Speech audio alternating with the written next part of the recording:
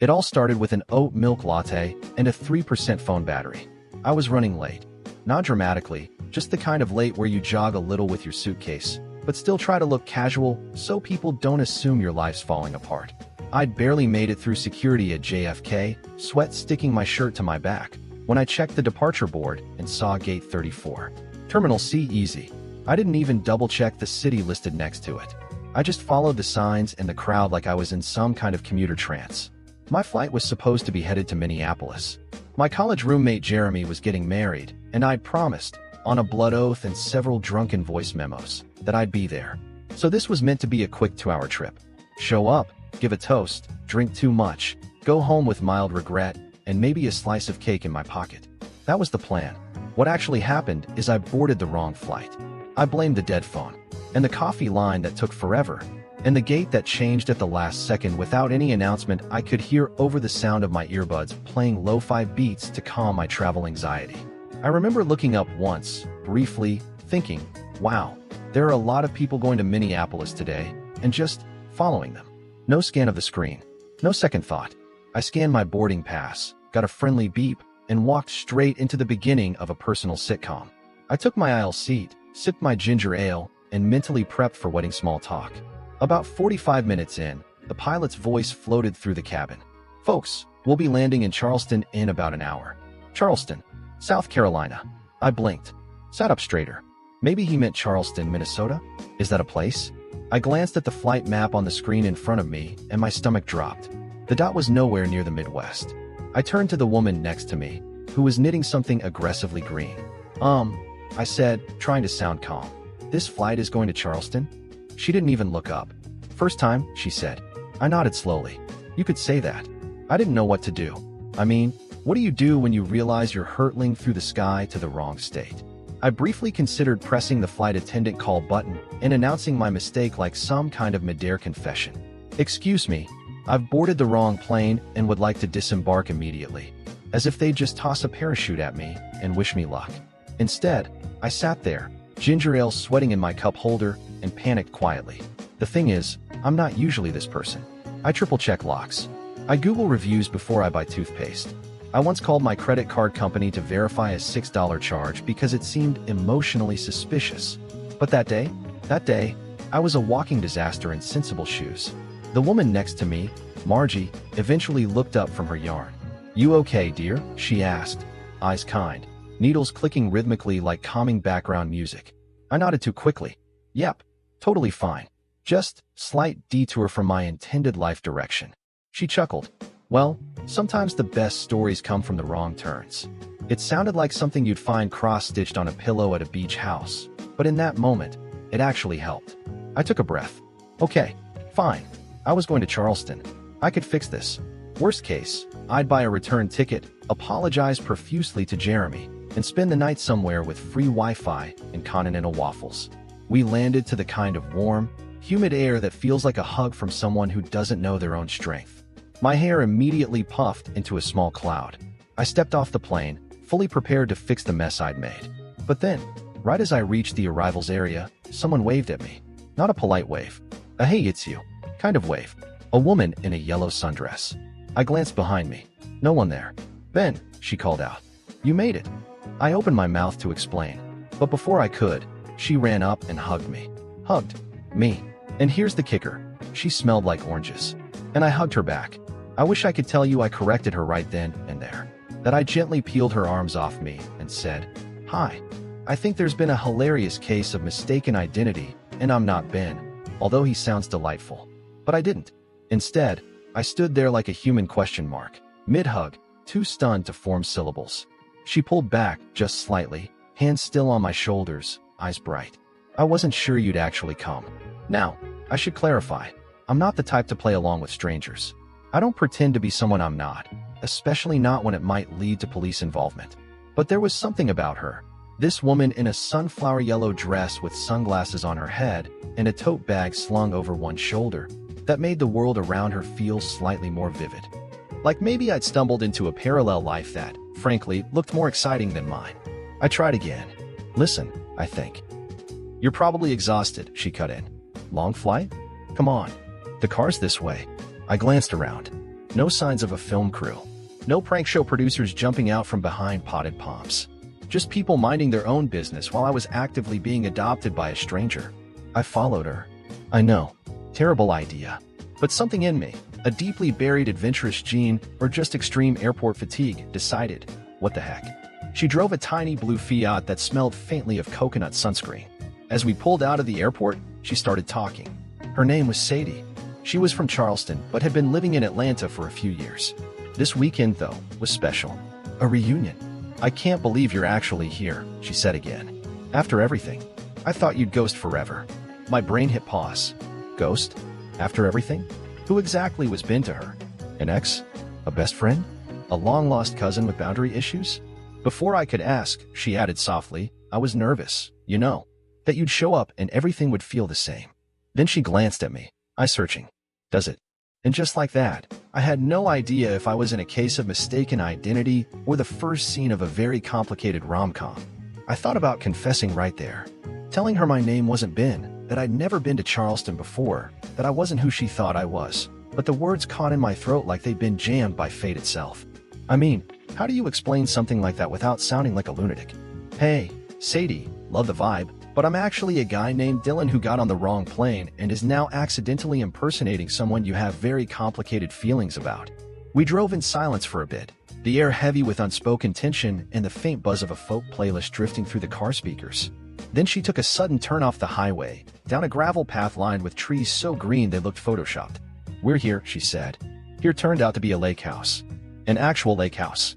The kind with creaky porch steps, string lights hanging over a picnic table, and a canoe half buried in weeds by the water. A small crowd was already gathered in the backyard. People laughing, holding drinks, hugging like it had been years. I froze. Come on, she said, grabbing a cooler from the trunk. I told them you might be late, but they'll lose their minds when they see you. I panicked. My feet rooted to the gravel while my mind sprinted in circles. What if Ben had a beard? What if Ben was allergic to shellfish and someone handed me a shrimp skewer? What if Ben owed someone money? But then a guy with a top knot and an armful of tattoos spotted us. No way, he shouted. Benny boy. And that was it. The crowd turned, faces lit up, and suddenly I was surrounded. Hugged. Clapped on the back. A drink shoved into my hand. I heard fragments. Dude, it's been what, 5 years? We thought you'd vanished. Still driving that clunker? And I laughed, nodded, muttered vague affirmations like a man defusing a bomb with zero training. Then came the kicker. You and Sadie talking again. Huh? A woman whispered, eyebrow arched. Brave move. After what happened? I nearly choked on my drink. After what happened? And just like that, this wasn't just a mistaken identity. I had wandered into a story that already had conflict, consequences, and apparently a history I didn't know I was supposed to be part of. I stood in that backyard grinning like a mannequin, nodding through conversations I didn't understand, clinking bottles with people whose names I instantly forgot, all while trying to piece together who exactly Ben was, or had been, or still was to these people. And more importantly, what had he done? Sadie floated between groups, laughing, brushing fingertips along shoulders, moving like someone who had finally taken a deep breath after holding it for too long. Every so often, she glanced back at me, not in a clingy way, in a measuring way, like she was checking to see if I still fit the frame she'd painted of me. I finally found a moment alone near the cooler, pretending to be extremely invested in ice distribution. That's when Tattoo Top Knot Guy appeared beside me again. You were brave to come, man. I turned to him, forcing an uncertain smile. Yeah, well, took me a while. He nodded like that was loaded with meaning. She really missed you, you know? Oh, I said, trying to sound casual. She never said it. Not directly, but she kept your letters. My heart stopped for half a second. Letters? Still got that one you sent from Asheville about the diner with the jukebox, he added. Right, I said, bluffing so hard I almost gave myself a nosebleed. That jukebox was something. He grinned. Classic Ben. Anyway, people change. Maybe it's not too late. He patted my shoulder and walked away, leaving me knee-deep in an identity crisis and surrounded by strangers who apparently believed in redemption arcs. Sadie came over a minute later with 2 glasses of lemonade. You okay? I nodded, just taking it all in. She studied me for a beat, then said, I'm glad you came, even if it's weird, being back here. I raised my glass. To weird. She smiled at that, but it didn't quite reach her eyes. Do you remember the last thing you said to me? I didn't even know what the first thing I said to her was. I shook my head slowly. You said, Some people ruin things because they don't know how to accept good things. I let the silence sit. Do you still believe that? She asked. I opened my mouth, then closed it. Because whatever had happened between Sadie and me, it wasn't small. It wasn't a fling. This was the kind of pain people stored in their bones. And now I was pretending to be the guy who caused it. By sunset, the lake turned gold and everything softened. The voices, the light, even the knot in my stomach. But I still didn't know what to do. Every conversation felt like I was playing emotional charades with a bomb strapped to my chest. People kept pulling me aside. One guy asked if I ever finished that poetry manuscript. I said it was still percolating. A woman in a floppy sun had asked how my mom was doing, and I responded with an all-purpose, "She's hanging in there," even though my real mom lives in Oregon and spends her days rearranging ceramic owls. I was building a house of lies brick by brick, and each compliment, each memory they handed me, just made the whole thing wobble more dangerously. At one point, I caught a reflection of myself in the lake. I didn't recognize the guy staring back, half grinning, sun-kissed, holding a glass of lemonade like he belonged to a life that wasn't his. And yet, I didn't hate him. Sadie appeared beside me, barefoot, holding her dress up just slightly to dip her toes in the water. "Remember when we swam across the lake in the middle of the night?" she asked, eyes on the horizon. I didn't. Of course I didn't. But I nodded slowly, hoping it would be enough. "You almost drowned," she said, her voice light, but not joking. "But you said it was worth it, just to see the stars on the other side." I swallowed. I used to think that moment was us, that it meant something. But maybe it was just a story I told myself. There was such naked honesty in her tone, it made my chest ache. "I hurt you," I said quietly. She looked at me surprised. I know I did. And I don't remember what I said back then. But I'm sorry. Her expression shifted, unreadable. "That's the first real thing you've said all day." And then, out of nowhere, she leaned over and kissed me. It wasn't dramatic. No fireworks, no background music swelling. Just soft and warm and brief, like a memory slipping back into place. But when she pulled away, she wasn't smiling. "I needed that," she said, "to know I'm really done." Then she turned and walked back toward the house, leaving me standing ankle-deep in lake water, stunned and speechless. And that's when my phone, long dead for most of the day, vibrated in my pocket. A single notification. Delta Airlines. Final boarding for flight DL-377 to Minneapolis. AP-12. I wasn't just on the wrong flight. I had never boarded mine. I stared at the phone like it had personally betrayed me. The screen glowed with that simple, mocking message, "Final boarding to Minneapolis." A reminder that somewhere, in a world I was actually supposed to be in, a real seat with my name on it sat empty. Jeremy was probably texting me by now, wondering where I was, or worse, assuming I'd bailed on his wedding without a word. And yet, there I stood on the edge of a lake in Charleston, still damp from Sadie's unexpected, perfectly ambiguous kiss, tangled in a story that didn't belong to me but had somehow wrapped around my shoulders like a second skin. Back at the house, the group was transitioning into twilight mode, lanterns being lit, drinks getting stronger, playlists switching from upbeat to nostalgic. I could hear laughter drifting through the trees, the clinking of bottles, the low hum of music that sounded like it had been playing on someone's iPod for a decade. I slowly walked back up toward the house, half-dazed.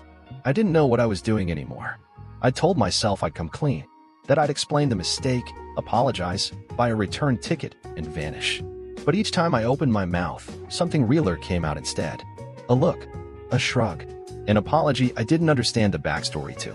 Inside, the energy had shifted. People were playing a game now, cards, loud accusations of cheating, someone yelling, "You're bluffing, Todd," like their entire emotional stability depended on it.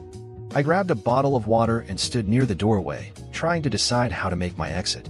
I rehearsed a line. "Hey, I'm really tired, gonna turn in early." Easy. Harmless. Nobody asks questions when you blame exhaustion. But then Sadie reappeared. Not beside me this time. Across the room. Talking to someone else. And I froze, because the guy she was talking to looked a lot like me. Not in a mirror image way, but same height, same build, dark hair, a gray t-shirt so similar to mine it almost hurt to look at. He smiled, and her whole posture shifted, shoulders dropped, hands opened, laugh softer now. And then she said it. Ben. The real Ben had arrived. There are moments in life when the universe feels like it's playing chicken with your soul. That was one of them. I stood frozen in the doorway, plastic water bottle in hand, watching Sadie talk to someone who wasn't just similar to me, he was me. Or at least, the version of me everyone here had expected. Real Ben. I knew it immediately by the way she said his name. Gently. Like it still mattered. Like it still hurt a little. I ducked behind a pillar like a cartoon criminal and tried to breathe. My brain went full chaos mode. Do I run? Do I introduce myself? Pretend to be his twin? Blame amnesia? Say I'm doing a psychology experiment on identity and social dynamics? None of those were good options. I slowly backed out the door, out onto the porch, heart pounding like it wanted nothing to do with my ribcage. I was halfway down the steps when I heard someone behind me. Hey. I turned. It wasn't Sadie. It was Tattoo Topknot guy. You leaving? He asked, genuinely puzzled. Yeah, I forgot something in my hotel room. He frowned. I thought you were staying here. Right. Yeah, I meant. I forgot something earlier. Before I came here. Just hitting me now. He tilted his head. You okay, man? I nodded too fast. Totally. I power walked across the lawn like I was escaping a fire drill. Once I reached the gravel, I didn't stop. I just kept moving. Into the dark. No flashlight. No plan. Just the steady crunch of panic beneath my shoes. Behind me, laughter and voices floated through the trees. Real Ben was probably telling a story right now. Maybe my story. Or what everyone thought was mine. I didn't belong there. I never had. But the strangest part? Even knowing all that, part of me still wanted to stay. I walked until I couldn't hear the music anymore. Just frogs, crickets, and my own breath shallow and uneven. The path curved toward the road, and I followed it blindly, hoping I wouldn't run into anyone. Hoping I wouldn't run into him. What was I even thinking? That I could just walk into someone else's life, wear their history like an old coat, and not get caught? I reached into my pocket and found my phone, battery barely clinging to life. I opened my messages for from Jeremy, one missed call. You okay? Where are you? Are you coming at all? Let me know if you're safe. I typed back one-handed. Long story. I'm okay. Sorry. I hit send and sat on a log near the road. My legs were starting to cramp, my brain too. Then headlights, slow, deliberate, swept across the trees and lit me up like a deer in a really guilty headspace. The blue Fiat rolled to a stop beside me. The passenger window lowered. Sadie. Get in, she said. Not a question.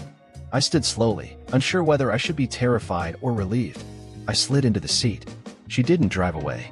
Just sat there, fingers on the steering wheel, staring out into the woods. So, she said finally, you're not Ben. I swallowed. No, what's your name? She asked, still not looking at me. Dylan. And you just showed up? Wrong flight. Wrong gate. I didn't know where I was until the plane was in the air. She let out a breath, not quite a laugh. You could have told me. I wanted to. 100 times. But everyone kept hugging me. And then you kissed you, she finished. Yeah, she said again, like it tasted different in her mouth. It wasn't about you, you know. That kiss. I figured. You reminded me of him. But not him now. Him then. She turned to me finally. And you were kinder than I expected. Even when I didn't deserve it. I didn't know what to say. We sat there, two strangers wrapped in a mistake that had briefly felt like a miracle. Well, Dylan, she said softly, you're not Ben. But thanks for pretending to be. I needed that. Closure. And with that, she started the car and drove me back, the silence between us heavier than anything we'd said. The lake house was quieter when we returned, like the night had decided to let everyone breathe. Most of the lights were off, a few voices drifted from inside, but the energy had shifted, less reunion, more reflection. Sadie pulled up near the porch, shifted the car into park, but didn't cut the engine. You don't have to explain anything else, she said, eyes on the dashboard. I get it. Weird day. Weird choices. I nodded slowly. You sure you're okay? She turned to me, really looked at me. Yeah, actually. I think I needed to see him again, even if it wasn't the way I expected. There was a pause. What about you? She asked. You okay?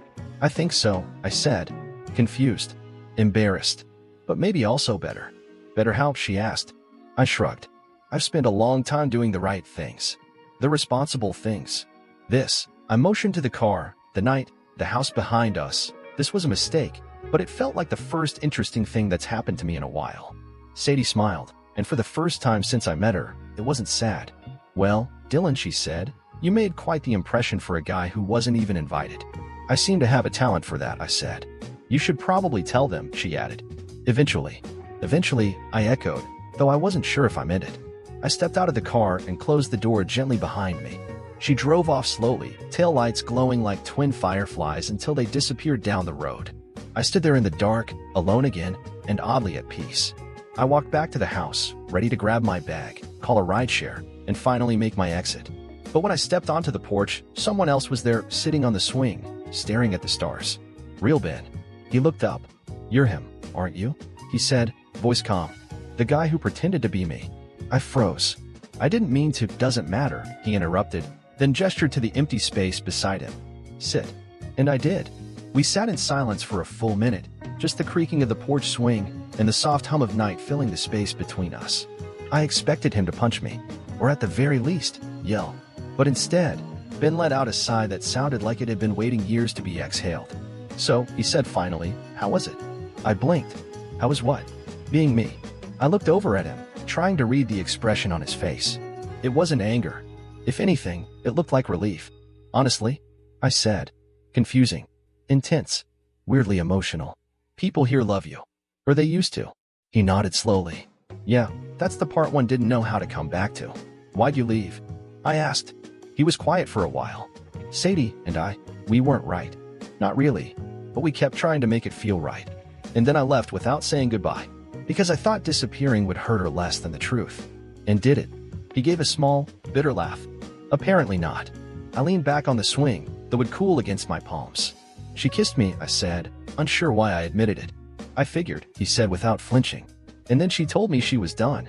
That one landed a little heavier. Ben didn't respond for a long time. Finally, he said, "Good. She deserves done."